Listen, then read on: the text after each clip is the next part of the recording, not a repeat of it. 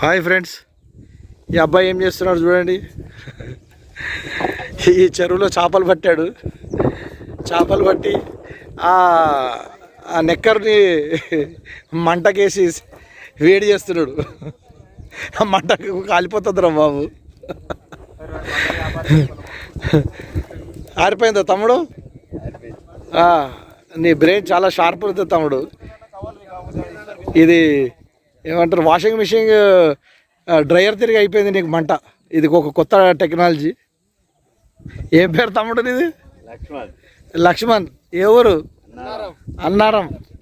పిట్లం దగ్గర అన్నారం విలేజ్ అంట తమ్ముడిది. ఇక్కడ చేపలు పట్టడానికి వచ్చాడు. అయ్యో